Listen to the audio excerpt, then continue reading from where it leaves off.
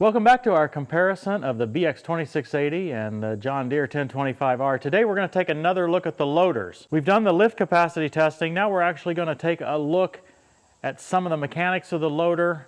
We're going to look at the attachment, detachment, and some other details. One of the biggest questions after the loader lift capacity test was, well, why are they so much different in capacity? Well, you're looking at it right now.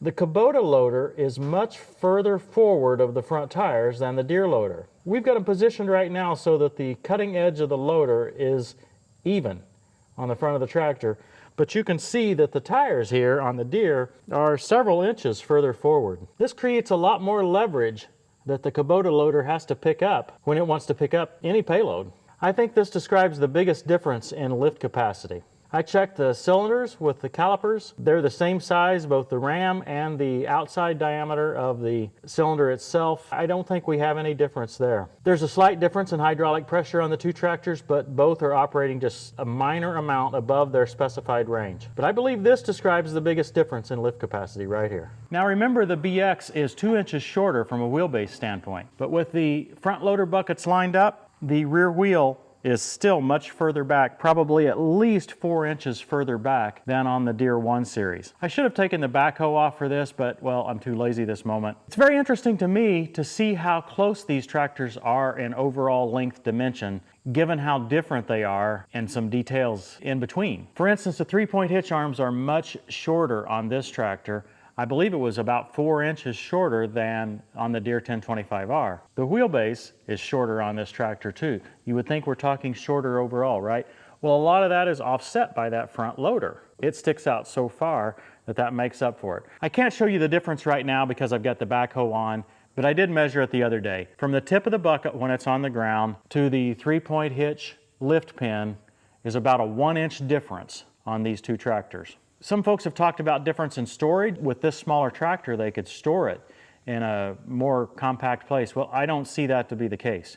1 inch overall is really not going to make any difference. You might think, well, it's a couple of inches narrower. Maybe I can store it in a smaller place because of that. Well, you could, except you'll have the mower deck as well. So once you add the mower deck, they're the same width on each tractor. I don't think you're going to see any savings there either. And remember that the BX has a much larger turning radius than the Deere, so any advantage of it being shorter seems to be lost. I hope this discussion is helpful because I've had to think about this a lot, try to calculate how these differences really apply to the real world. What I see is both tractors are almost identical in size. The BX doesn't turn as short. That's the summary for me for the dimensions.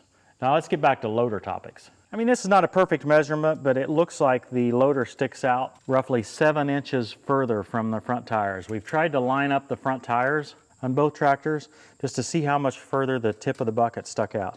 Don't take me to the bank on that, but it's as close as I can get. Now, before I had a loader, I didn't even think this next feature was important. Let's talk a moment about the bucket level indicator. Now that I've used the loader a good bit, I realize that being able to level my bucket, know whether it's slightly below level, slightly above level, really helps a lot when I'm trying to do some digging. If you try to tip it down too much, you dig in a lot more than you like. If you raise it up a little bit above level, you will not be able to load the pile. Your loader will go up instead of staying right there for picking up the bottom part of a pile. So being able to determine the level of your bucket is very important, at least in my opinion. On the Kubota, there's an extra little bar that's just been welded here. It's about 2 inches long, right up here on the loader. Christy and I both experimented with this, and we had a hard time leveling the bucket. What we had a hard time with was just determining how close we were to level. Just seeing that 2 inches all the way from the tractor seat was very, very difficult. Now let's look over at the Deere bucket. If we didn't even have any extra mechanism, the entire top of the bucket here is level with the ground surface. So while I don't think that's enough, that's at least a lot more surface area for us to kind of indicate whether we're level or not. The 1025R has an additional bucket level indicator that I find much more useful. Let's check it out. So you see this crook on the rod right here.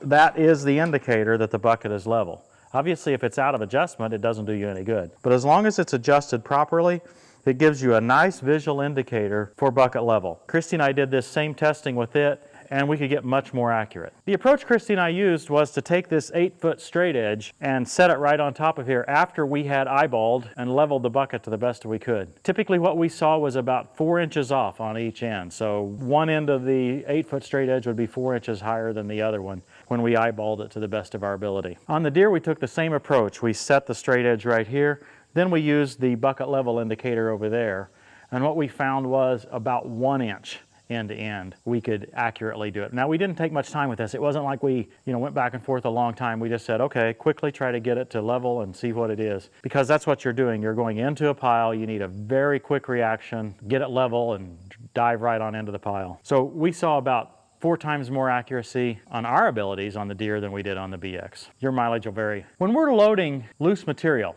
say a pile of rocks setting on a driveway or a pile of mulch just sitting on top of the grass, we load from the bottom. We want to put that bucket level right on the ground and drive into the pile. You don't try to load your bucket way up on the pile. You want to load from the bottom all the time. You run your bucket in level, and then you tip it back to get it filled up. If you tilt your bucket up a little bit, it will run up the pile and you won't be getting all the mulch or the rock or whatever your payload is. If you run your bucket downward a little bit, you'll run into the underlying soil and dig in, and that's not what your goal is either. So having that bucket level when you dive in right at the bottom of the pile is key and will make your ability to use the loader much, much better. Okay, we can see a pretty big difference right here in these two loaders. The Deere has a much taller mast or upright, whatever you call it, than the BX. Funny thing is they have exactly the same lift height, or at least within an inch or so. I think that additional length that we saw out front is what allows that. It will allow it to lift higher even with the shorter mast. But it's an interesting difference. I'm going to take my new calipers here and measure the thickness of this steel on the loader boom. That's about 230 thousandths, maybe as low as 200 thousandths. Over here, about 125 thousandths. So the BX has significantly thinner steel in the loader boom than the Deere. Vertical thickness of this boom right back here at the back is about 2 3/4, and this one is just shy of 4 inches. This one's a lot beefier. We see this same taper in the boom out toward the bucket too, so it's less than 3 inches there. Let's contrast that with the Deere. It's straight all the way down, and it is about 4 inches. In our lift capacity test, we did not show any specific curl capacity testing. We may need to get around to that, and we may not have time, I'm not sure. Let's talk about the differences that we see here. The Deere has 2 long curl cylinders, one on each side. The BX has 1 short and fat curl cylinder in the middle. Well, it has to be fatter because there's only 1 cylinder. So by it being a bigger diameter, that makes it inherently stronger, inherently more power, more push or pull because it's more hydraulic flow in there. So as a general rule, when you see larger diameter cylinders, you can equate that to more capacity. In this case, since it's 1 cylinder versus 2, well, that's hard to tell. In our testing, we have seen that the Deere has more curl capacity, but I have not put a quantitative number on that yet. The closest we have to a quantitative test was when we were dealing with the pallets, putting them on the trailer. If you really think it's important for us to do a curl test, let us know in the comments below. Now we're going to detach the loaders from each tractor and talk it through as we go. Let me start by saying that both of these tractors are top of the line when it comes to detaching and reattaching the loader. These are the 2 best, to my knowledge. The first thing you can notice to determine that is, are there any pins to remove? There are no pins to remove from the mast on either of these tractors, and that's a huge improvement over some of the less expensive machines. The first thing we have to do is lower the bucket until we take the pressure off of these hooks here. As soon as we get the pressure off, we will reach down and fold these up. That's the only thing really attaching the loader to the tractor, are those hooks right there. I find it a little bit heavy to lift those hooks. The spring on those is a little bit heavy, but I can do it. Christy has trouble lifting those springs. It would be nice if there were a little longer handle there, some way to get a better grasp of it. But these are really meaty. They're cast iron, they're strong, they seem indestructible. For the next step, we raise the loader by pulling back on the lever. That'll lower the parking stand and eventually lift the loader masts up off the tractor. We'll lift them until these hinge points that I just opened fall back shut on their own. Deere owners, that's key. Lift them high enough that they fall shut on their own.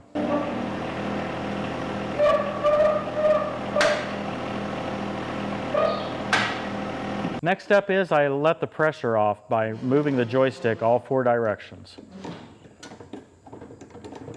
Okay, you heard the squeaking on the ground. There's no way to take this loader off without sliding either the bucket or the parking stand. I think that's an interesting potential weakness of this design. There are solutions. You can look at my other videos where I show taking the loader off onto furniture dollies instead of directly on the ground.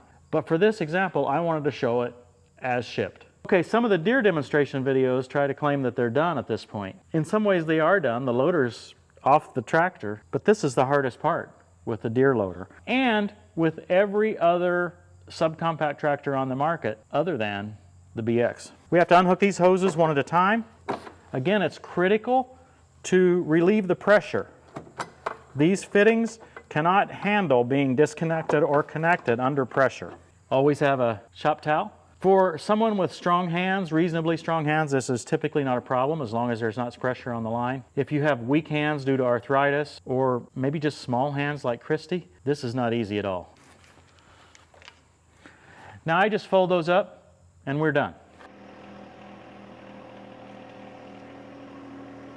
Okay, before we reattach the loader, I thought it'd be a good time to look at the parking stand. I want to analyze the differences between the parking stand on the Deere and on the BX loader. I guess before we get to the parking stand, you can see this here. This is a bunch of hydraulic equipment. This is a third-party diverter valve from Artilian.com. It's attached right here as a way to get the grapple functionality, the third function, onto the loader for any sort of a clamping device, 4-in-1 bucket, a grapple. So this wouldn't be here on a standard loader. This hydraulic box down here is a simple splitter. The diverter valve's up here, but we split it here so that we can control multiple cylinders. It's a fancy looking box, but it's really just a T for the two different grapple clamps we have on our Artilian grapple. Again, not a part of the standard loader. Other than that, everything's standard here. This parking stand is attached to the main mast and is curled downward when these hinges are detached, and that's how the loading's done. When the loader is attached, the parking stand is in a fixed position right in front of the tractor and kind of acts like a little bit of a guard. You know, it can keep some stuff away from the rest of the tractor.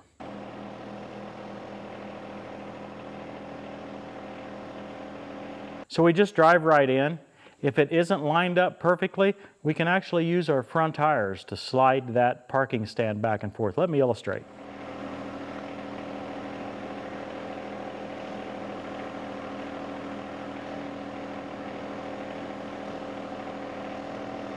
That gives us a way to make up for mistakes. Okay, it's time to get our shop towel and hook up our hydraulic hoses. We have 4 hoses, 2 hoses for lift and lower of the boom, and 2 hoses for tilt and curl. The black and yellow are the lift and lower, and I painted this one black because I lost the little plastic covers. Now, unlike I just did there, it works best to hook up the bottom one first and then the top one. Otherwise, the top one's in the way. So do as I say, not as I do. So the next step, we're going to drive forward slowly as we are lowering the boom. We'll lower those loader masts right down into the grooves there where they will fit and lock in.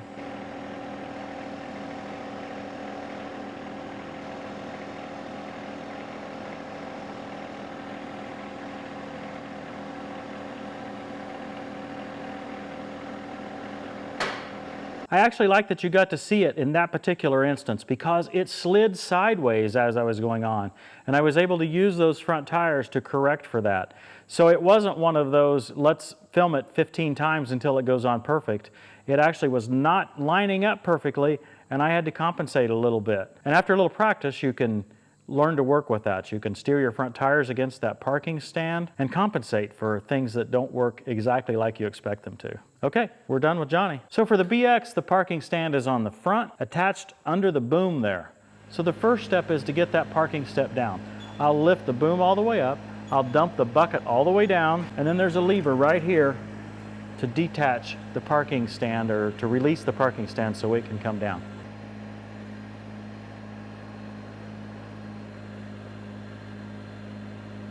Okay, now we've lowered the parking stand to the ground. We're actually going to put down pressure on it, and we're going to release a very similar mechanism that we saw on Johnny. As soon as we take the pressure off of this pin here, these handles right here can move up to an unlocked position. Okay, for the next step, we'll actually lift those masts up, and we'll be able to back out.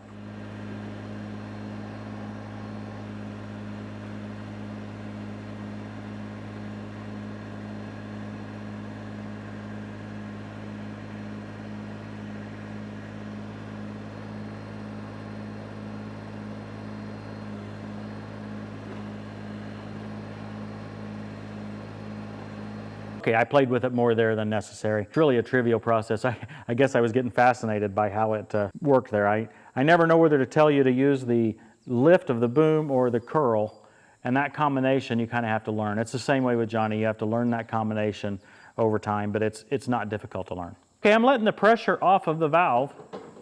Truth is, I don't know if I really have to with this machine. For all you Kubota fans, it's time to focus on the single best feature of the Kubota BX, at least in my opinion. We have here, I believe they call it the Swift-Tach, but I'm going to call it a single point connector because it takes all 4 of the loader hoses and it has one lever to connect them all at the same time, one single point of connection. Kubota claims, and rightly so, that you can detach this without leaving the tractor. And I think after you get a good bit of experience, that's the best thing to do. But at least when you start, it's a lot easier to get off the tractor, and I think that's what I'll do to show it to you.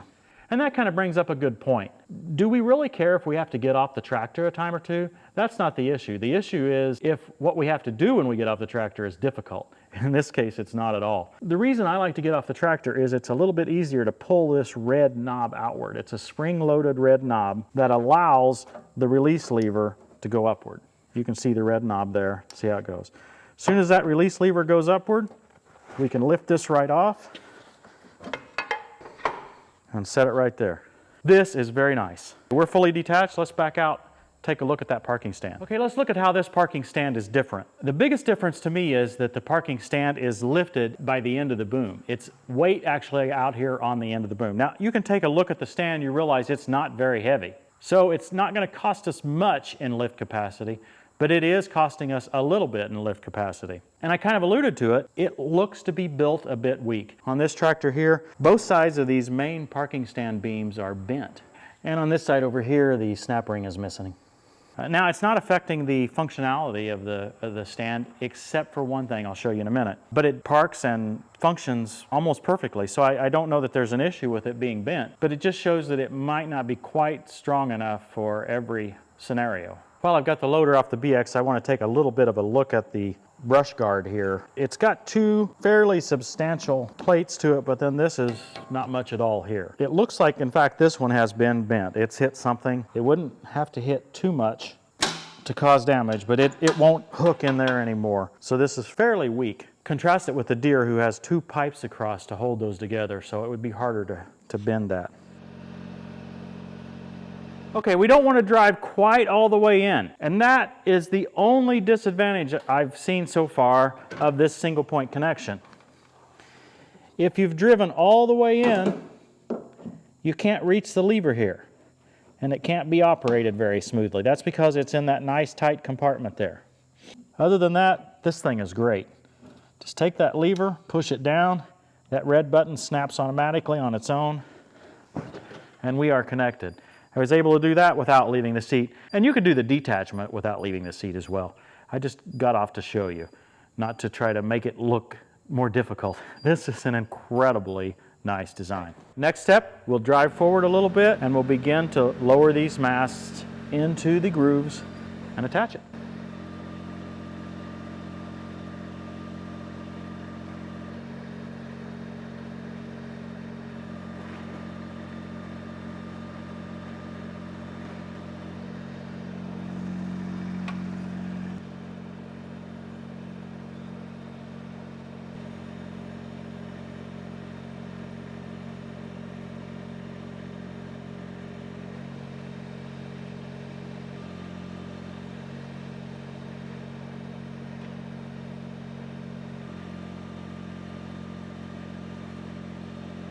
I mentioned that the parking stand was bent, and I mentioned that it had one negative side effect. Well, that's it, right here. I'll show you. It hits right there. So I have to take it, just push it just a little bit like that.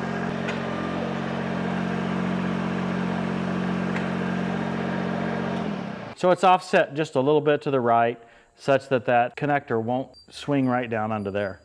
I just take my hand and pull it over a little bit to make it work. So it's not a big deal. It just illustrates that the strength of the parking stand might be a little bit in question. Okay, again, thank you to Good Works Tractors for providing the BX. We really appreciate it. Okay, the John Deere, it has a beefier connection here. The parking stand is big and tough, and it stays with the tractor, doesn't impact lift capacity. But you know what? The Kubota has that single point connector. That's a very, very nice feature. Well, when it comes down to it, you folks got to decide. Thanks for watching, everybody.